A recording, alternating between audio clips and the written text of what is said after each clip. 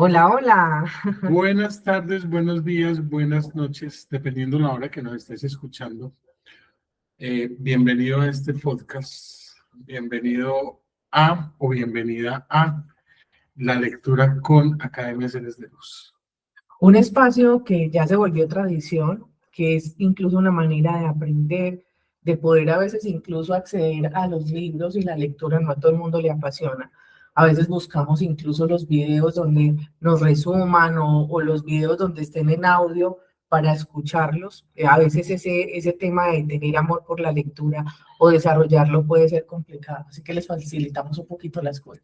A veces nos volvemos perezosos. Afortunadamente existen espacios como estos para leer, para adquirir, para absorber información por intermedio de los libros. Así que la dinámica va a ser la siguiente. Vamos a leer un capítulo de este hermoso libro, Cuando mamá lastima, de Rayo Guzmán.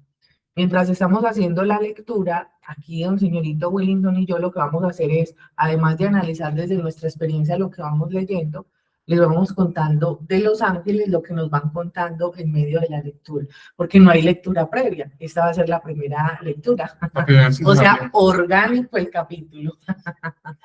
Así que los invitamos y si están dispuestos a leer con discernimiento, a leer con la ayuda de los ángeles, a leer y a sacar una experiencia, una enseñanza, eso se llama una vivencia de lo que estamos leyendo y a poder aplicar en su vida, pues los invitamos a que también se hagan partícipes del club de lectura. Este se hace vía Meet Google los días miércoles a las 7 de la noche. Se pueden inscribir en nuestro WhatsApp. Hay una particularidad con este libro y es que trae relatos de diferentes hijos hablando de su relación con la mamá y de las heridas que posiblemente se generaron por esa relación. Algunas heridas bien fuertes, otras que marcan la pauta o la vida de esa persona en su ser adulto, en la manera como se relaciona con otros, en la manera incluso como vive el trabajo, en el tema emocional, cómo maneja las emociones, mejor dicho. Y nos habla mucho del poder gestionar y sanar esa relación con mamá para que el futuro sea diferente. Así que vamos a empezar.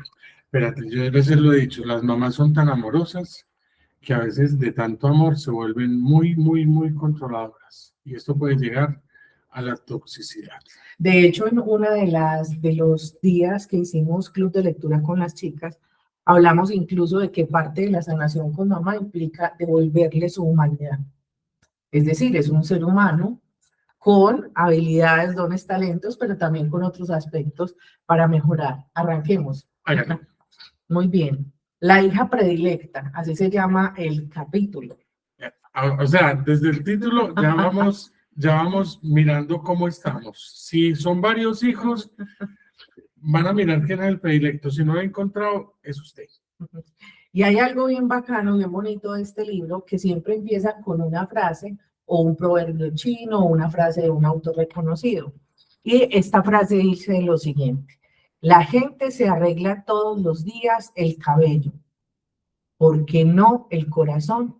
Es un proverbio chino. El cabello sería amor, en tu caso sí perdimos. Yo no, yo me lo arreglo cada 8 días con la maquinita.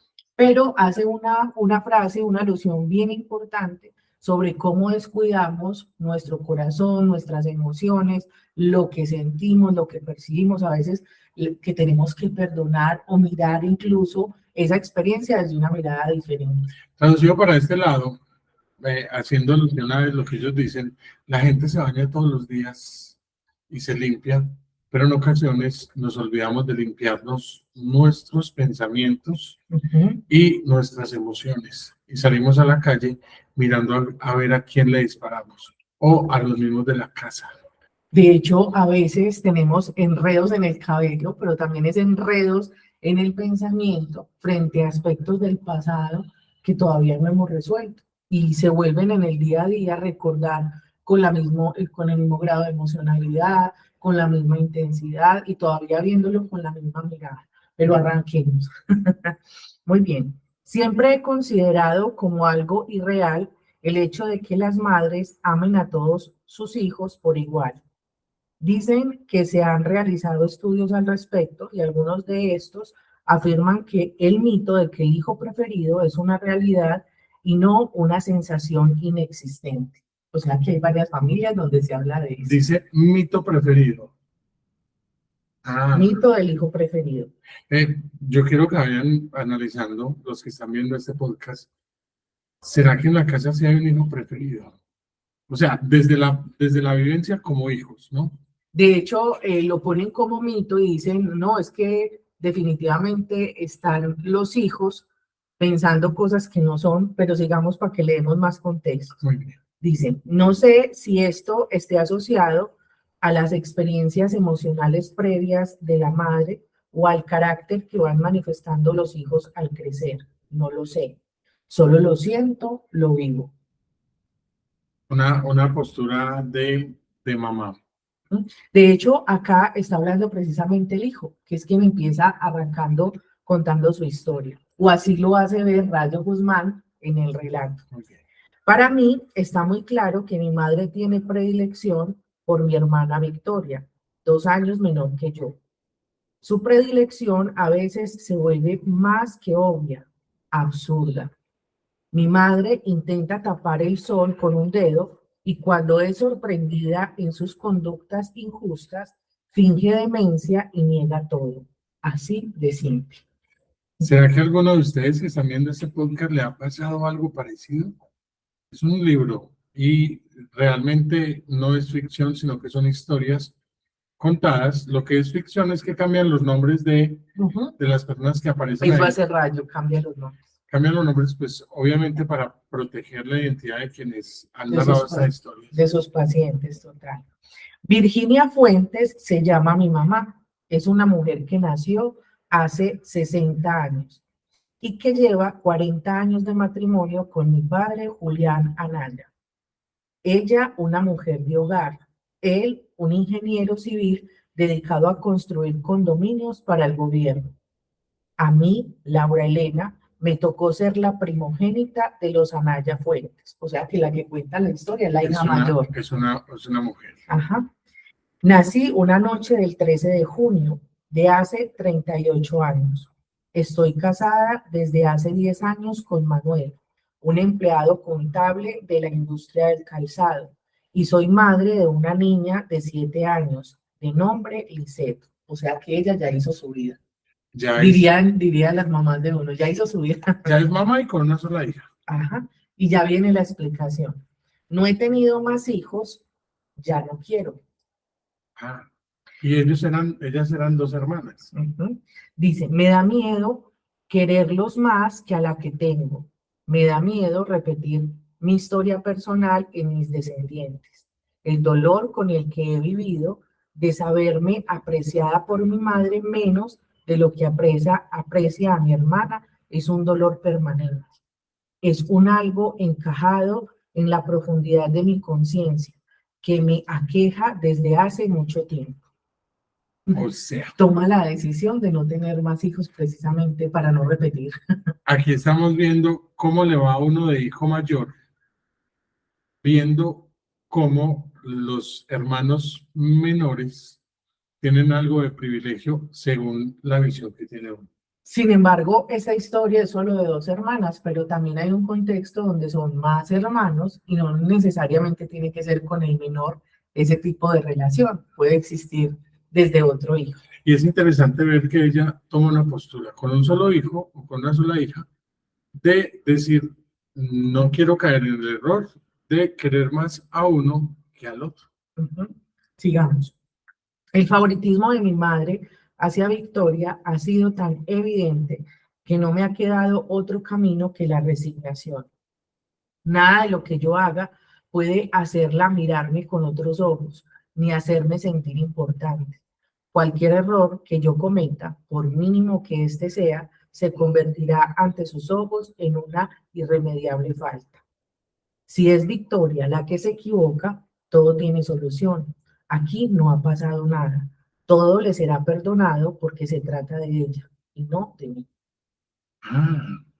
Ahí se ve interesante que ya a través de eso puede haber una patología, perdón. Eso lo tratan los psicólogos. Nosotros no vamos a hablar de esos términos. Vamos a hablar de los términos. Pero ella sí se está comparando de una vez con su hermana, hablando sobre los errores cometidos y también su necesidad de que mamá la apruebe todo el tiempo, pero cuando comete un error, literal a ella le va mal. Ahí está tratando de comprar el amor de la mamá, haciendo cosas, me imagino qué cosas ha hecho Me imagino que de para todo. que para que le salgan bien y la mamá le diga, bien, bravo. Total. Pero también cuando hay errores ya vimos que se vuelve terrible el asunto. Desde muy temprana edad empecé a estar consciente de este dolor. Desde muy niña sentí sus diferencias en el trato y las maneras de querernos. Parece que fue ayer cuando la descubrí sentada en la sala con mi hermana de 6 años sobre sus piernas. Le besaba, perdón, la frente y la abrazaba con mucha ternura.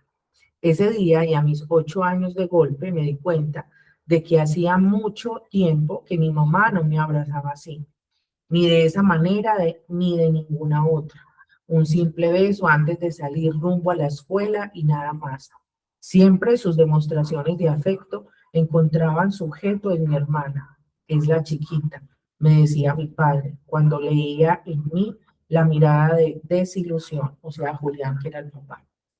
Con esa explicación que tenía que ver con el tamaño, me tuve que conformar. Yo la grande y Victoria la chiquita. Por eso eran así las cosas, así de simple. O sea, como quien dice, que cuando llega un hermano, ya uno deja de ser el niño chiquito y ya ese hermano o esa hermana es quien recibe todos los afectos y todos los cuidados, porque uno ya es el grande. Incluso acá, por ejemplo, papá, de pronto con la idea de ayudarla, hace ese comentario, pero haciendo una lectura profunda y bajo la herida, que eso es lo que se crea por allá en el pensamiento, esa persona podría decir que los chiquis son los bendecidos, los adultos o los mayores en ese rango de hijos no son importantes, pasan a un segundo plano e incluso tienen que dejar todo lo bonito que es el cariño y ternura para otros, porque ya a ellos no les corresponde esas demostraciones. Y hay una idea que se la incrustan a uno en ese momento tan grande, que le dicen a uno, en este caso una niña de 8 años, y le dicen, ya usted es grande. Entonces ya uno, en ese momento, uno asume un rol de persona cuidadora, de persona grande, con unas responsabilidades que quizás no entiende. De hecho, adelantándonos porque no sabemos qué viene en la historia, en nuestras experiencias hemos encontrado que cuando eso ocurre, esas personas literalmente les es muy difícil dar demostraciones de ternura y amor, pero también recibirlas. O sea, les cuesta literal interactuar de esa manera afectuosa. Pero antes de que sigas, mira, nosotros hemos atendido muchas personas en terapia, en consultas, y ojalá cuando estemos en una consulta con alguien, si de pronto tú el día de mañana quieres una consulta con nosotros, nos cuentes un poco de tu historia para poder entender. Muchas veces no nos cuentan toda la historia. Afortunadamente, tenemos los ángeles que son un poquito más chismosos. Y afortunadamente no la cuentan entera porque eso pueden pensar que nos están predisponiendo. Que nos están predisponiendo. Pero es chévere cuando tú te abres con tu terapeuta, llámese psicólogo, llámese terapeuta holístico, y empiezas a confiar un poquito en él. El terapeuta, lo que tratamos de hacer los terapeutas es ayudar un poquito más con lo que tienes. Me encanta esta forma de escribir de esta autora, Rayo Guzmán, porque le pone los detalles y escuchó bien a las personas que están narrando las historias y lo plasma de una forma que uno lo puede entender. Total, se vuelve amena la historia. Sí. Vamos a continuar. De ser cierto eso de que la predilección de una madre por un hijo está asociada con su pasado emocional, puedo deducir que tal vez a doña Virginia le afectó el haber sido hija de una mujer que tuvo predilección por su hijo varón. O sea que ahí está hablando de la mamá y lo que vivió la mamá. La vida pasada de mi madre está plagada de asuntos inconclusos. Estudió hasta quinto de primaria, porque tan pronto la abuela Lucrecia la vio crecidita, la sacó de la escuela para que atendiera a Lucio, el primogénito, único varón y príncipe del hogar. Entonces, Virginia no terminó la escuela.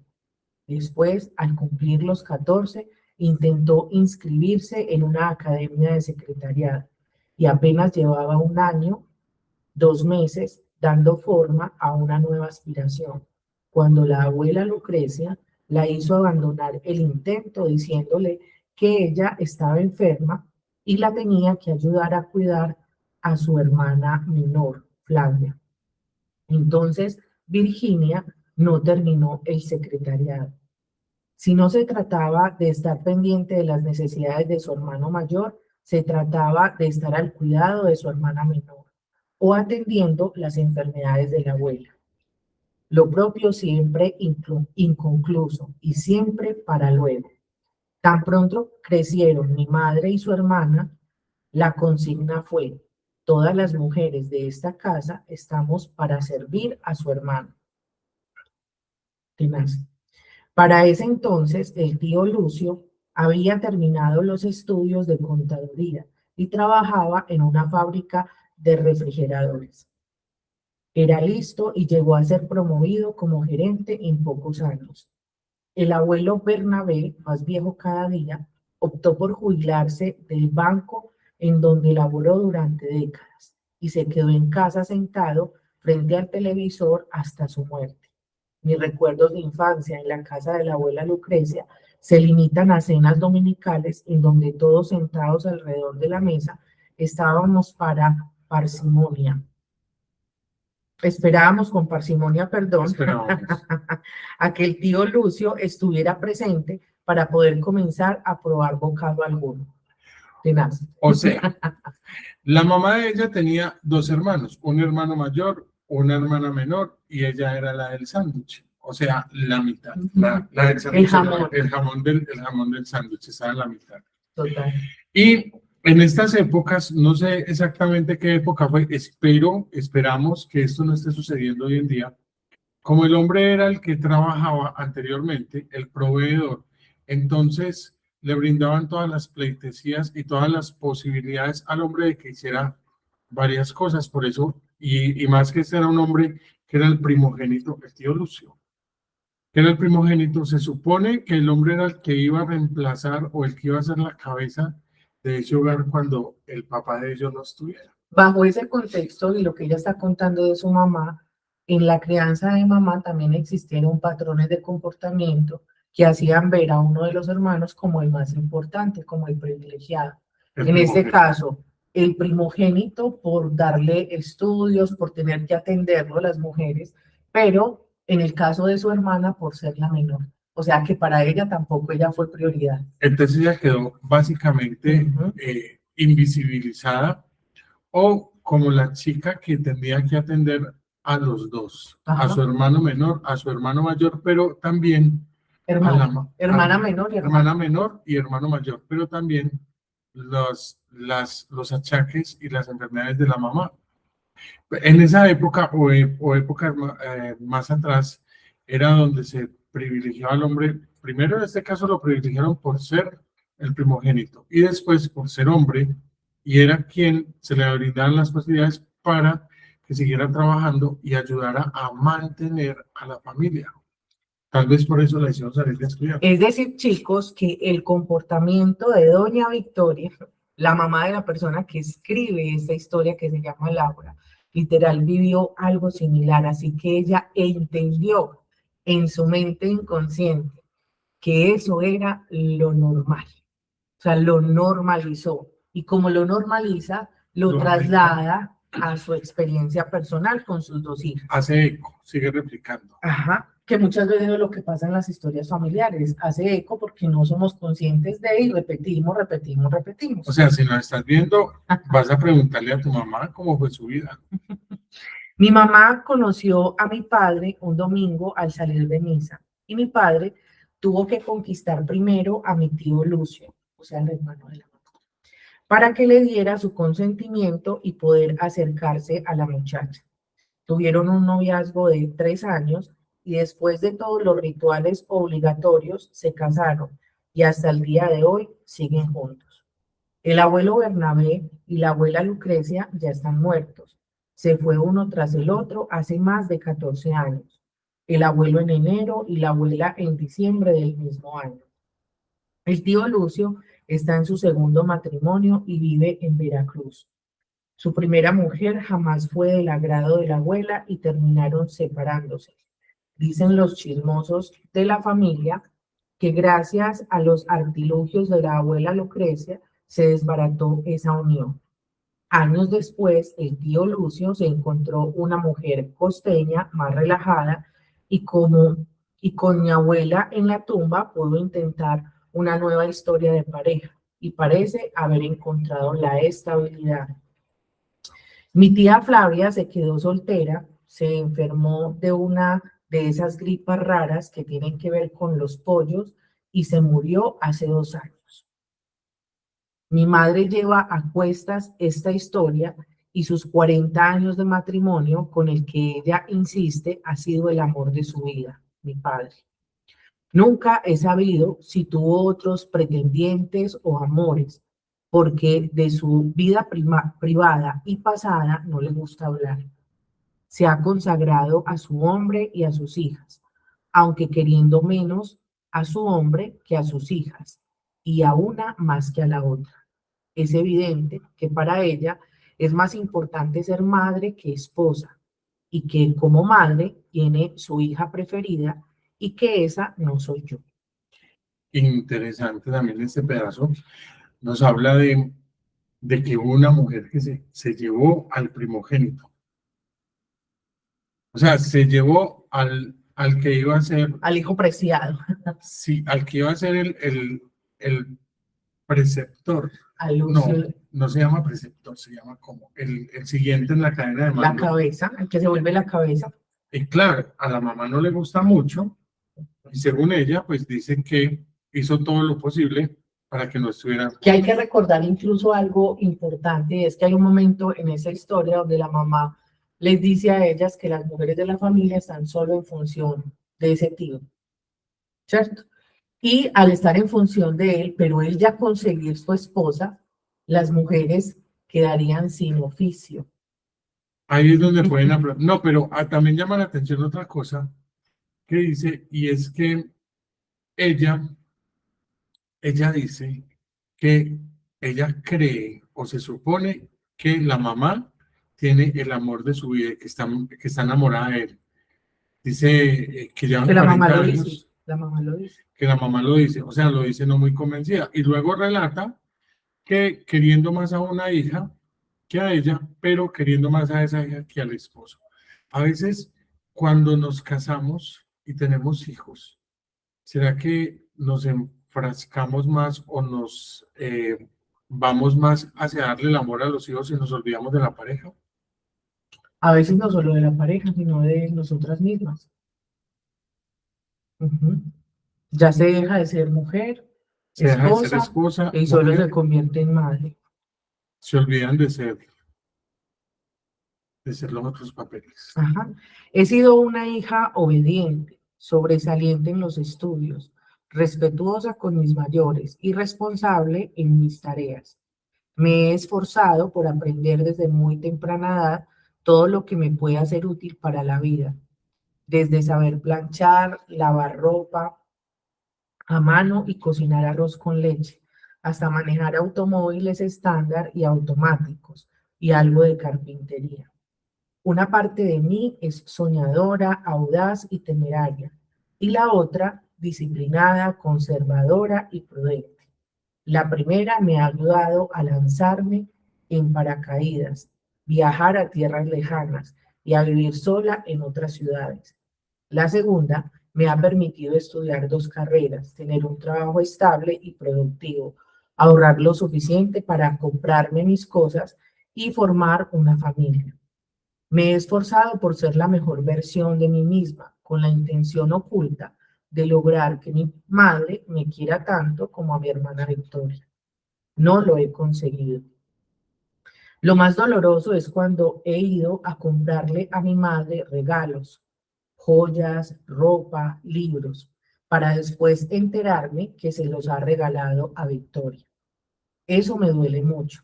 Siento que mis regalos no tienen valor para ella y que todo lo que yo tengo desea que lo tenga mi hermana. Parece que a mi madre le agradaría más que fuera mi hermana y no yo la que tiene, la que hace, la que logra, porque mi hermana Victoria no es como yo. O sea que en esa carrera loca de agradarle a la mamá, hizo de todo Ha hecho y de todo. aprendió de todo. Pero aún así no se siente satisfecha porque hace las cosas no para ella, sino para otra persona. Que en ese camino ha logrado su mejor versión, ¿cierto? Y se ha vuelto profesional, ha hecho una cantidad de cosas por sí misma y que quien puede verlo de afuera podría decir, uy, qué súper persona, qué súper mujer, qué súper capacidades que tiene empleada de tal empresa, con tantas carreras, con tantas cosas, pero que cuando ella misma se revisa, se mira, va a hacer introspección, no se siente completamente plena. Ha de tener un vacío espiritual bien grande porque cuando uno hace las cosas por alguien más y no encuentra esa aprobación, su espíritu, su parte emocional y mental no tiene llenadero. O sea, nunca va a ser suficiente para la otra persona. De hecho, es muy importante acá para que lo liguemos incluso con lo espiritual, que sobreviene de una situación como la historia de ella, de Laura, en donde nos está narrando ese afán por ser reconocida. Y recordemos que el vínculo con el mundo espiritual tiene directamente la relación con femenino y masculino, en este caso con el femenino, en donde decimos, ese femenino hace que ella en su relación espiritual tampoco se sienta aprobada por Dios o por una figura divina. Es decir, que puede estar con sentimientos de no ser suficiente incluso en ese plano espiritual. Si la viéramos por ahí de pronto intentando contactar con ángeles o haciendo algún tipo de terapia o vínculo espiritual, podríamos incluso observar en ella, ahí metiéndole un poco de lo que nosotros conocemos, enormes grados de inseguridad a la hora de contactar, por ejemplo, un ángel o de recibir el mensaje de los ángeles o creer incluso que el mensaje de los ángeles les llega. Y también ahí es donde se generan una cosa de la que han hablado muchos, y son los contratos familiares. Y es que hacemos las cosas no por nosotros, sino por otra persona. Y terminamos estudiando o trabajando en cosas que ni nos gustan ni queremos, por complacer a alguien más. Además que está la obediencia. Hay que ser obedientes a mamá. Muy bien, continuemos. Dice, Victoria se fugó con un chofer, es decir, la hermana menor, Ajá. con un chofer de transporte pesado que conoció una noche en que asistió a la lucha libre con dos amigas. Se fugó porque no contó con el consentimiento de mis padres para casarse. Después nos enteramos que se había casado por la ley civil en una oficina de otro pueblo. Durante 3 años mandó cartas a mis padres diciéndoles que no se preocuparan por ella, que estaba bien, pero no era cierto. Se divorció hace 8 años y se regresó a vivir con mis padres y ahí está en casa con ellos. O sea que incluso acá la historia nos devuelve en la época, nos hace una mezcla de cosas. Tiene un novio viudo que una amiga de mi mamá le presentó hace un año, con el que sale cada noche a dar un paseo. Durante el día ayuda a mi madre en las labores de la casa. Victoria se puede equivocar, puede ser egoísta y no decir gracias. No pasa nada. Victoria tiene el privilegio del amor incondicional de mi madre. Haga lo que haga, sea lo que sea, todo le es perdonado. Aquí vemos también algo interesante y es, primero hay que aclarar, y es que los padres no crían, los padres educan. Y nosotros aprendemos por el ejemplo. Y los papás empiezan a poner en uno algo muy chévere que se llaman límites. Nosotros como hijos siempre estamos tratando de estirar la cuerdita a ver hasta dónde llegamos. Y a esta chica, que es la hermana menor de la persona que está narrando, pues le permitían muchas cosas. Y al ser tan permisivos, al no ponerle estos límites, pues ella no los encontró y después es difícil tener una vida chévere para ella.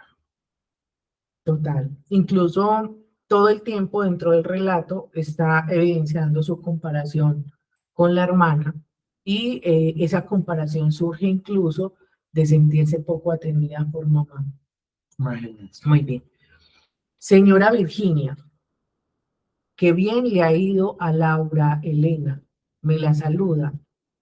Me la saluda mucho, dijo una vez una vecina de mi madre. La mamá contesta, pues sí, está muy bien, pero casi no la veo. La que me cuida y acompaña ya ve que es mi Victoria. No sé qué haría sin ella. Viera qué buen pretendiente trae, respondió mi mamá. Sigue dándole champú a la hija menor. Tremendo. Y la vecina estaba reconociendo que a esa hija mayor le está yendo muy Y es bien. exitosa. Muy bien. Las escuché detrás de la puerta y escondí en mi respiración el llanto que estaba por brotar de mis ojos. Me dolió, me duele y me seguirá doliendo. Sin embargo, estoy aprendiendo a vivir así, tratando de ignorar los mensajes de mi madre que me lastiman, haciendo como que no los escucho, pensando en que los dijo sin querer. Cuando en alguna ocasión le pregunté por qué quería más a Victoria que a mí, su respuesta fue la esperada. No es verdad, las amo por igual, son ideas tuyas. Lo que generalmente contestan las mamás ante esa pregunta. Sí. Y como son ideas mías, me hago responsable y busco ayuda. Leo libros al respecto esperando respuestas. Acudo a terapia buscando explicaciones. Me acurruco en los brazos de mi esposo y abrazo con desbordante amor a mi hija. Tal vez mi madre me ha visto tan fuerte y decidida desde siempre que se ha convencido de que no la necesito para mucho. Quizá siempre que mi hermana siente, perdón, que mi hermana es más frágil y la necesita más que yo. Dicen que para perdonar no se deben de tomar tan en serio las limitaciones del otro, los agravios del otro, restarles importancia. Eso intento y a veces lo consigo, sobre todo cuando imagino a mi madre de niña dejando inconclusos sus sueños por realizar los sueños de los demás. Cuando la visualizo como esa joven esclava de las tradiciones y de los mandatos de los abuelos, cuando la pienso niña y le doy permiso de ser caprichosa y de amarme como le venga en gana. Miren lo curioso de esta historia. A una niña donde a los 8 años le dicen que ya es grande. ¿Recuerdas qué te dijeron a los 8 años? ¿Recuerdas qué pasó cuando llegó un hermano menor? ¿O cómo te trata a ti, tu familia, tu mamá? ¿Aprendiste a poner límites? Y aquí una de las grandes importancias o de la importancia de saber de los límites y de no creerse el cuento de que ya soy grande para hacer muchas cosas a cierta edad. Cuando no le pusieron límites a la hermana de la persona que está narrando esta historia, esa hermana no encontró otro lugar más que quedarse al lado de su mamá para cuidarla en su vejez. No estamos diciendo que está mal, pero esta hermana no logró escalar tanto como la persona que nos está contando la historia. De hecho, quiero resaltar incluso algo bien importante que sí logró la persona de esta historia. Y es que ante esa misma herida, otra persona posiblemente no hubiera hecho nada con su vida. Se hubiera vuelto resentida. Se puede volver resentida, pero también se puede volver la persona que se queda en casa porque no encuentra la aprobación de mamá, así que también sus sueños los puede abandonar. En lugar de eso, la persona de esta historia decide tomar su vida y decir, voy a estudiar esto, voy a hacer esto, voy a tener familia, se casa, tiene una hija, que es otra opción dentro de esa misma herida. Obviamente con situaciones emocionales, con comparaciones, con incluso recibir todo el tiempo, porque eso es lo que nos está narrando, todo el tiempo sigue recibiendo como los mismos desaires de mamá. Sin embargo, ella intenta con su actitud no tomarse personal ese tema, porque ya en alguna medida ha hecho la observación a mamá, pero mamá está en otro universo de conciencia, que ahí también en esa historia hay que resaltar algo. A veces la pretensión cuando empezamos a hacernos preguntas profundas o a querer sanar con mamá, nuestra pretensión a veces es venderle eso que sabemos a la mamá para que la mamá cambie, cuando en realidad quien está haciendo el proceso de sanación eres tú mismo y eres tú quien tiene que tomar decisiones con eso que ya mamá es. Y eso no se puede cambiar. Bueno, por lo menos uno no lo puede cambiar, ella sí lo puede cambiar. Ahora, sería interesante analizar o llevar un poquito más al fondo es cómo esta persona que logró tantas cosas en su vida, 2 carreras, hacer tantos viajes, hacer tantas cosas para vivir y que tuvo solamente una hija, ¿cómo es o cómo será el amor que le brinda a esa hija? ¿Será que se vuelve muy sobreprotectora? ¿Será que le da el amor que necesita y empieza a enseñarle de los límites y de cómo vivir la vida? ¿O será que por esa sobreprotección le da, como dicen hoy en día, que mi hijo no sufra lo que yo no sufrí? Y antes se desborda en atenciones, cuidados y en seguirle todos los caprichos. Porque Ese ahí, pedacito nos quedó faltando. ese pedacito nos quedó faltando, porque ahí estaría haciendo lo mismo. O sea, si hace eso, estaría haciendo lo mismo que hizo la mamá de ella con su hermana menor. Ese, ese tema, amor, perdón que te interrumpa, en todas las familias también se habla de eso, ¿cierto? El favorito de papá, el favorito de la mamá es, y a veces la respuesta siempre es la misma que dio doña Victoria acá en la historia, que nos quieren a todos por igual o de la misma manera. Yo para no ponerlo como si es predilección, a veces lo que en mi mente me digo es que existen tipos de amor, no solamente con las personas, con los amigos, por ejemplo, en relaciones de pareja, si uno mira las relaciones de pareja que he tenido, todas son formas de amor diferentes. Igual y lo traslado al tema de los hijos, existen maneras de amar a los hijos que es diferente. Pero yo te voy a hacer un símil con eso y es con mi historia. Mi hermano mayor, mi hermana y yo decimos que él es el preferido de la casa. Mi mamá dice, a todos los quiero por igual, ¿cierto? Yo estoy fuera de la casa. Mi hermana se quedó con mi mamá y mi hermano no ha encontrado una pareja. Mira el símil. Entonces, si algo de esto vives, si algo de esto quieres aprender, si deseas de pronto hacer terapia, aquí tienes un par de personas que te pueden colaborar desde la tanatología y desde las constelaciones familiares. Analizamos tu propósito de vida, tu misión de vida. Y si quieres profundizar sobre estos temas y hacer una terapia que no es terapia o que sí es terapia, el club de lectura es perfecto con los libros que se leen cada semana y con los libros que vienen de ahí para adelante. Algo importante en los temas de sanación siempre es conocer la historia de mamá.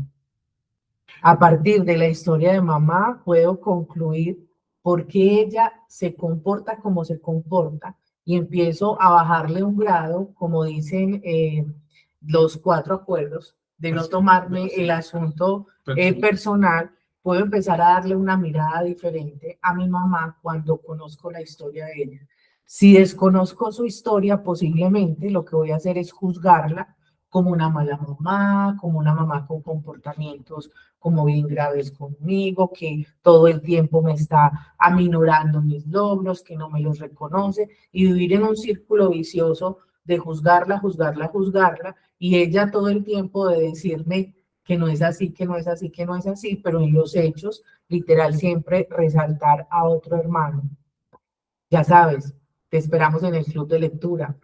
Con este libro hay una particularidad y es que no es necesario leerlo desde el principio para que ingreses al club, porque todas las historias son independientes. Así que te esperamos. Recuerda que existen muchas maneras de aprender de la mano con los ángeles. De hecho, cuando hacemos terapia de sanación para mamá, que también lo estamos haciendo con este libro, en el club de lectura, lo hacemos de la mano con los ángeles. Así que súper invitado o invitada a este bonito espacio, además económico. Sí, porque cuesta 20,000 pesos el mes y recibes 4 clases. Si esta información hizo clic contigo, quizás pueda hacer clic también con alguien que tú creas que lo necesita o alguien que tiene una historia de vida similar a la tuya. Comparte y, como dicen por ahí, dale click a la campanita y suscríbete a nuestro canal, que vienen cosas chéveres. Total.